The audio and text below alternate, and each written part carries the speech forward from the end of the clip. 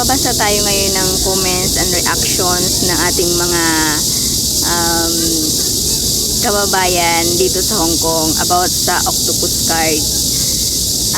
May reels kasi ako dito. May pinost ako sa reels. Marami siyang views guys at saka comments. Basahin natin kung ano yung mga shinare nila about sa octopus card. Sa paggamit nila ng octopus card. Ito guys. Ito. Reminder lang guys, pag binigyan kayo na amo nyo ng octopus card, huwag nyong gamitin pang personal kasi para lang yan sa pag namalengke kayo, bayad nyo sa bus or may utos sila, ibabayad yung itatap nyo.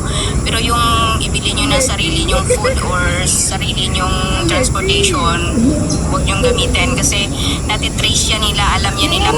Mayroong inquiry machine na ano mo to, i-scan mo, makikita mo kung saan mo ginamit yung card mo, kung anong day, saan mo ginamit, at magkano. At reminder lang guys. Ayun guys, nagbigay lang ako ng reminder para sa mga baguhan dito na about sa octopus card na natitrace yung transaction, kung saan ginamit, kailan, anong binili, gano'n. Noon sa ano lang siya noon nasa inquiry machine lang siya noon sa MTR nung bago pa lang ako dito. Ngayon, nakakonect na siya sa sa natitingnan na siya sa cellphone. Makikita na siya pag inano mo yung basta may apps na siya na nakikita mo na yung transaction sa cellphone, sa mobile phone mo. Ayun, basahin natin yung reaction ng mga andito na kung ano yung masasabi nila about dito. Piliin ko lang yung mga comments na yung andito na. Ito, sabi ni Sis Michelle, kahit sa CP lang malaman nila kasi may NFC detector and ang CP saka may octopus apps para matrace. Yun yung sabi ni sis natin. Sabi naman ni sis MV Joanna, oo, wag talaga gamitin pag hindi sa inyo, ganun lang yun. O, tama si sis kasi yung trust ng amo nakasalalay din dito. Sabi naman ni sis Yvonne, sa akin okay lang naman sa amo ko. Sabi nga niya, yun daw gamitin ko sa mga kahit anong gusto kong bilhin. Tap-upan ko lang daw. Lalagyan niya lang daw ng laman. Basta papalitan niya. Yun. At least, yung amo niya nagsabi na papalitan niya. Ina-allowed siya na gamitin niya. Basta palitan niya lang. Yun. Pero parang mahirap kasi i-total pag gano'n yung nagamit mo. Tapos, mas maigi talagang may octopus ka na sarili kasi at least bahala na dyan mag-negative siya, at least ikaw naglalagay. Tanong naman ni Sis Grace, paano kung nilalagyan mo din ng laman para sa personal mo? Din okay lang ba, malalaman din ba nila na naglagay ka? Siyempre sis kasi hindi yan mauubos. Hindi yan madaling maubos agad pag nilagyan mo, pag ginamit mo. Pero iniisip ko talaga, mahirap talagang computein yung pang personal mo at saka ginagamit sa trabaho. Paano mo yun ma-separate? Kung na-combine yung laman ng sayo at sa kanya, paano mo yun makukompute? Ang hirap. Saan pwede bumili niyan? At magkano? Sabi naman ni Sis Labiana, nabibili to siya sa MTR station. Sa customer service sa MTR station. 200 na to ngayon May laman siyang 150. Tapos yung charge lang ata sa card $50. So $200 na to ngayon yung octopus card. Sabi naman ni Sis Arnie, pinapagamit ni amo sa akin pag off ko, pero kaltas sa sahod ko yung ginastos ko. So means, nalalaman ni amo niya yung kung magkano yung mga nagagastos niya kasi binabawas na sa sahod niya. Paano yan nila kinukompute? Kasi nga may transaction na titrace. dito naman. Kasi iba-iba tayo eh. Depende sa amo talaga natin. Pag ganyan po, ako dito, di ko ginagamit pang sarili. Sabi ni Sis Jennifer. Sabi naman ni Sis Susan, ay syempre hindi pang personal use. Sabi niya naman, dito yan sila. Ito, si Sis Nail. Lin man siguro to, binaliktad lang yung pangalan. Paano matrace kung di naman kinukuha na amo yung octopus at nilalagyan din ng sariling pera? Kung galing sa amo yung octopus card, syempre na-register na yan nila sa mobile nila app, mobile app. Natitrace yan nila siguro, ang alam ko ganyan. Nakuha na nila yung card number, kaya na-inquire nila doon. Malalaman din amo yan na nilagyan mo. Syempre hindi nila nilagyan eh. Tapos pag naglagay ka naman, may record naman yan. Pero issue talaga to sis. Pag yung nakikisama kang gamit sa octopus ng amo, mas maigi talagang meron ka. Yun talaga yung yung opinion ko. Na mayroon talaga dapat tayong sariling octopus. Sabi ni Sis Gams, April, sabi niya, naka-register din yan sa CP nila, kaya natitrace. Saan mo ginamit? Kaya ako, pag off ko, iniiwan ko. Ako, iniiwan ko din. Yung octopus nila, iniiwan ko para iwas isip din ng among automatic din yan na nagre-reload pag konti na laman. High-tech na talaga dito, sabi ni Sis. Tapos, ito naman nag-share si Sis Edna, nag-share naman si Sis Edna. Sa akin sisi ginagamit ko kasi ako naman naglalagay ng pera. Minsan ginagamit ko pagbili ko ng soft drinks at bigay niya sa akin. Sabi niya, okay lang naman siguro sa amo niya pag ganito. Alam naman siguro ng amo niya. Kasi siya nga naman naglalagay, oo. Pag bago ka, pag okay lang sa amo, okay lang talaga yan. Pero pag kaya mo nang bumili ng octopus card, guys, mas maigi talagang may sarili tayong octopus para hindi tayo hindi na alam na kung saan tayo napupunta, hindi nila malalaman kung anong mga pinagbibili natin.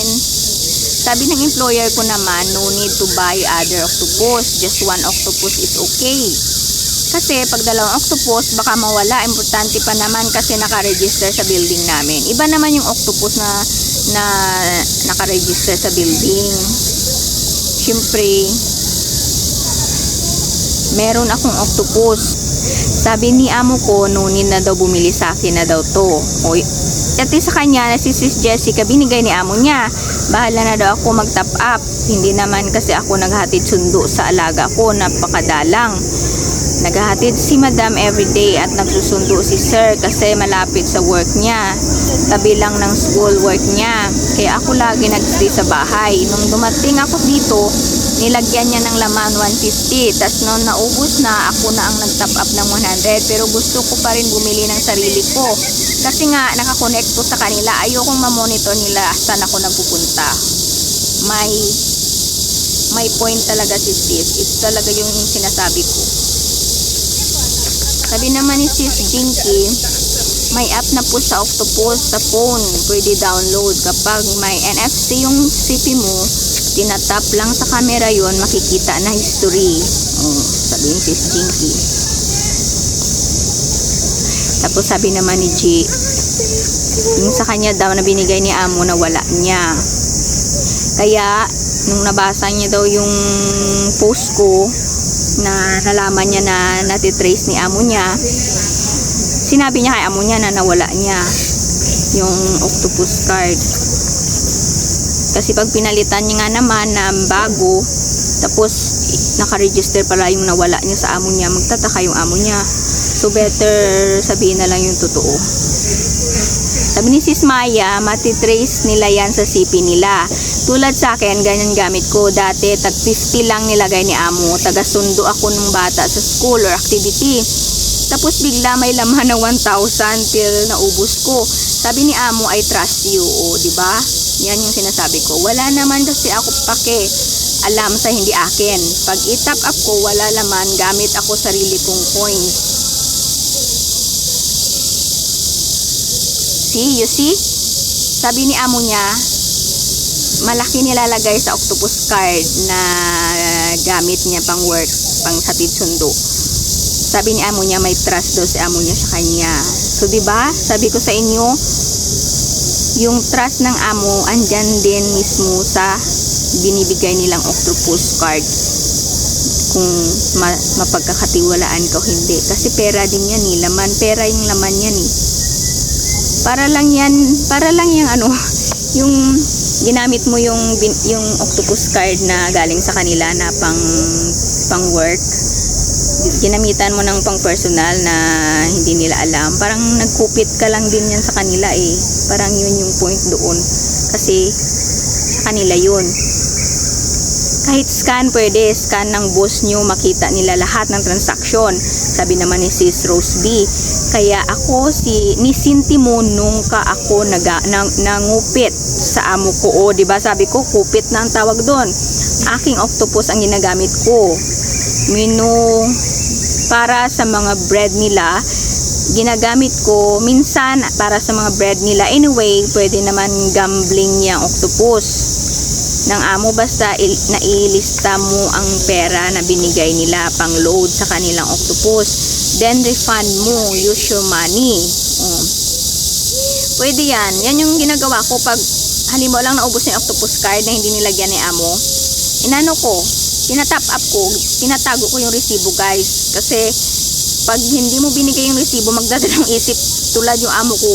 Kailangan ko daw talagang magpakita sa kanya ng resibo every time na may ipapa-refund siya sa akin. So, hindi ko talaga winawala yun tulad niyan. Tapos minsan pag nasa labas kami, may papabili siya na biglaan na wala siyang perang binigay. Resibo talaga yan, guys, para mapalitan niya. Sabi naman ni Sis Lynn, binigyan din ako for lunch, at kung may puntahan kami pera, di ko dinadala, iniiwan ko lang kung saan nila nilagay. Saka ko lang kunin pag bili ako ng pagkain ko. O binigyan siya ng octopus pang lunch niya. Kasi naman, guys, yung food natin dito, lunch, breakfast, lunch and dinner, sagot yun ng amo kasi nga may food allowance tayo. Okay lang to kasi sinabi sa kanya.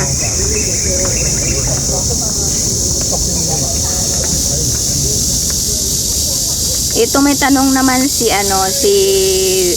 Yarib. Bali-baliktad kasi yung mga name dito, guys, sa si Viray man siguro to. Ipaano po si amo bumili at first niludan pagkarating ko. Tapos nasabi niya ako na daw maglagay, pero gamit ko to para makapasok sa building. Matrace po ba din ba kahit ako naman naglalagay nito?